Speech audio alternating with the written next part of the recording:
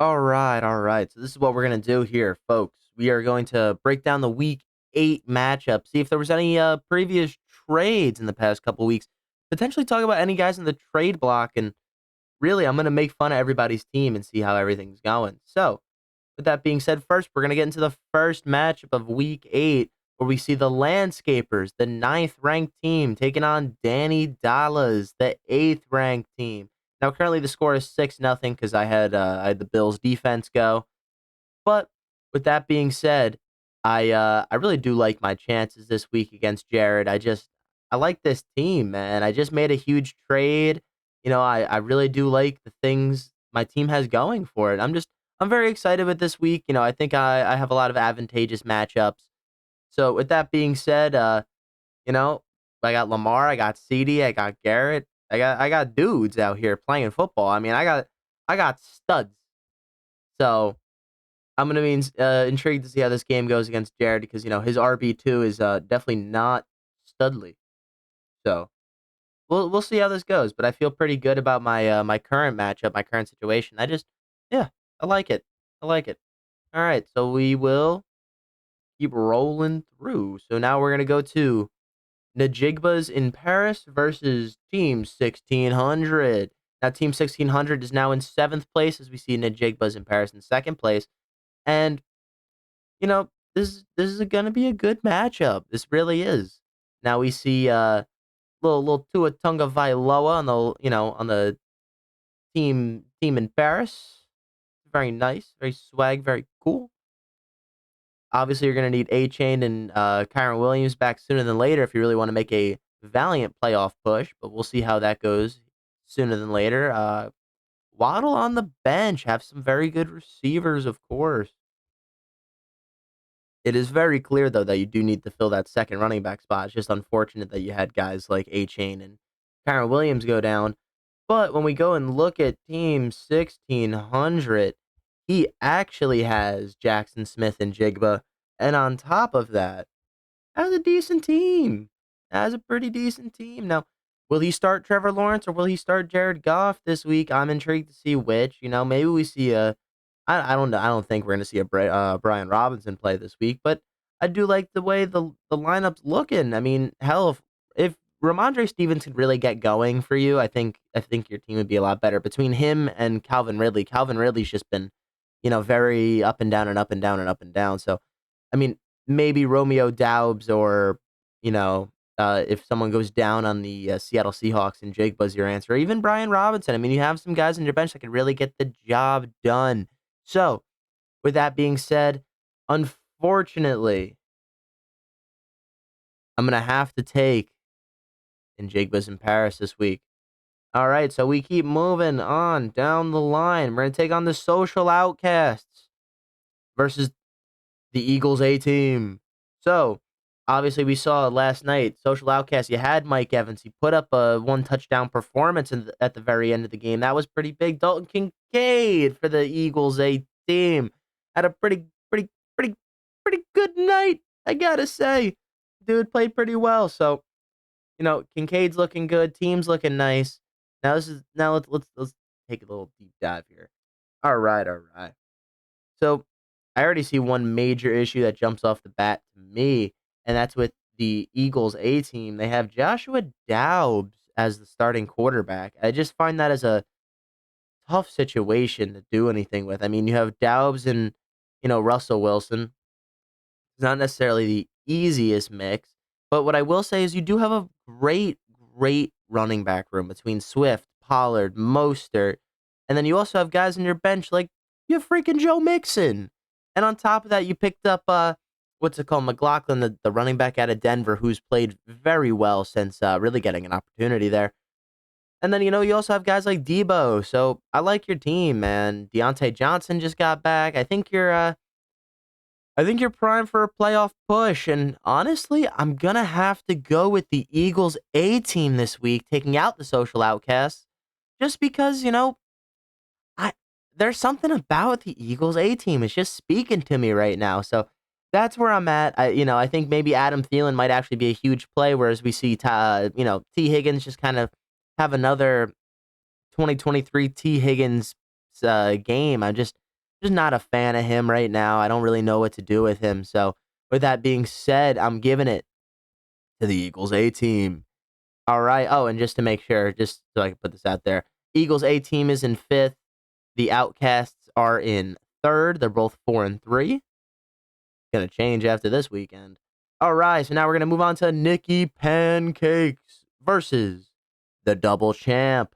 So the Double Champ is in first place at a record of 6-1, with Nikki Pancakes not too far behind at a record of 4-3 in fourth place. Now, Nikki Pancakes obviously has a very studly team. I mean, has Hertz, Flowers, Taylor, Kamara, Kelsey, has some true studs out here. Now, there might be a little bit more Kamara uncertainty coming in soon, as he's just started to get rolling, as well as, Keandre Miller and Jamal Williams, but that's not something I'd really ever stress about. We saw, what else do you have? I mean, Ayuk's all right. Your receivers are eh. Cooper is just tough. Amari Cooper is a hard, hard play, man. It's very awkward. I think it's funny you have Leonard Fournette on this team. Has he even played this season? Who the fuck is McIntosh? All right, you got some strangers on your team, Bernardino, but I like it. Palmer's nice. Jameson Williams could be nice. Michael Thomas is solid. Oh, you have David Montgomery. I see, says the blind man. Yeah, but I like your team, man. It's just gonna be a weird week without David Montgomery, most likely. Seems like he's not gonna be in the starting role necessarily, even if he is healthy. So that's gonna be interesting. But we do see Desmond Ridder on the other side of the ball. Personally, not one of my favorites, but what I will say is that the double champ does have a phenomenal team. Probably has the number one kicker in the league in Elliott. Has some two of the top receivers in fantasy football, if not three, in Hill, Kirk, and Addison. And then we also see ETN, who's had a phenomenal year, and Desmond Ridder, who's played well. Now on your bench, you have Metcalf. You got some guys here. Solid team. This is gonna be tough, man. This is a tough week. I mean, I want Amari to do well. I think Amari will have an all right week. I mean, odds are Kelsey will kill it. Odds are Kamara will play well. Odds are Taylor will play well. Odds are Zay Flowers might play decently. He might have a short week just because, it's Arizona. But it's tough, man. This is tough. I'm going with the double champ, damn it. Going with the double champ. I don't like it, but I'm going with the double champ. All right. So now we're going to move on to the next game in the slate, the 13th man at 2-5, taking on the 0-7 participants. Now the participants are in last place while the 13th man is in 11th. So this is a battle of the worst. Dear Lord. But we had a big, big Thursday night performance for the participants as we saw Josh Allen put up 30 points, Rashad White put up 18, and Tyler Bass put up 6.7, leaving Dalloway with a little bit around 54 total points. That's pretty nice. Whereas the 13th man, he has 16 points from a nice Stephon Diggs performance. So, what should we talk about here? Let's look at this team. Kyle doing your normal thing as no defense. I don't blame you. You do your thing. Let's check. You know what? I don't even think this is going to be a very complicated week. Kyle, I think your team just kind of sucks this week. So we're going with the participants to get their first W of the season. All right, we're going to move on to the last game of the slate where we see Honey Bijan taking on Mr. Harrison's fantastic team. So we saw another big performance for Harrison's fantastic team this week out of Gabe Davis. Had to put up a 23.7 point performance. That was pretty good on Thursday Night Football. Can't go wrong with that. Now, just looking at a nice pure head-to-head style, seeing what's going on, seeing if I like what's being given. Ooh, you benched Godwin. That was rough, Big H. Godwin would have been a nice piece in there. Could have started him over Marquise Brown in there, but that's all right. So, let's see. Ooh, Dak Prescott is ass. The fact that he's on your bench is sad. James Conner and Jefferson are out. Of course, that's going to have a huge impact on your team. Now, I know you are trying to actively trade Jefferson. Now, just let me know. It's tough. We tried to make a deal. It's still tough. All right. So, with that being said, oh wait, I tried to do that in a different league. My bad. But still, willing to work out a deal with you, Honey Bijan, if you do listen to this. But being with that being said, you see little Herbert Mahomes. This is a good matchup. It's solid, solid. Oh, but I see some huge running back deficiencies. Yeah, we're gonna have to go with little Harrison's team this week because Honey Bijan just does not look ready for this week. So I'm very excited to see how this goes. It's gonna be a good matchup for the week. And that's actually all of our matchups this week. It was a very exciting week. Good good little run around, good time, some fun. So this is what we're gonna do real quick. We're gonna go to the league. We're gonna look at see the standings, kind of where everyone's sitting, where everyone's at, what's going on around the league. So with that being said, we see the double champs in first at 6-1, the Jigbas in Paris in second at 5-2, and then we have 5 teams tied for third place at a record of 4-3. Now, obviously, points four does separate that a little bit, but we're disregarding that in this situation for the time being, just because, yeah. And then there are 3 teams that are tied for eighth that are 3-4. Then we have in 11th place, we have 2-5, 13th man, and then 0-7 participants rounding up the rear. So that's currently our outlook, and it's not bad. It's not bad. I wish you could sort. Okay, this is stupid. Why can't I sort by? Oh, we have power rankings. Oh, that's crazy. In the power rankings, we got Big H in first. We got the Jigbas in Paris in second. Nikki Pan in third. The Outcasts in fourth. The Landscapers in fifth. Double Champs in sixth. Danny Dimes or Danny Dollars in seventh, who's been Danny Nichols this year.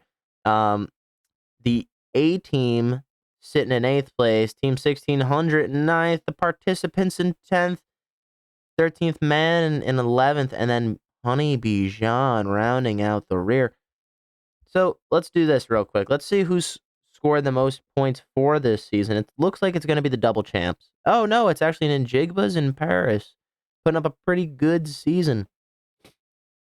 All right, let's do this. Largest winning streak goes to I'm sorry, it goes to Double Champ, who also has some of the least amount of moves this year with only a total of 5, tied for first with Danny Dallas. Let's see what else we have here, folks. Let's see. Interestingly, we do see that the Landscapers, my team, is the least amount of points scored against. It's kind of crazy that I'm not losing by a lot more because I barely have any points more than points against. So, all right, awesome. Let's see. This is what we're gonna do. Let's do this now. We're gonna check out some recent trades between anybody if we see anything within the last few weeks, and we'll just kind of go from there. I feel like that's a decent place to start out at. Well, interestingly, it only shows 2 trades since October 19th. So we're going to talk about these 2 trades. So we saw the Eagles A team trade Thielen and Mostert to Najigbas in Paris for Cooper Kupp. Now, that actually I like that deal. I like that deal all around. Obviously, Thielen and Mostert do have some uncertainties, but have played out of their mind.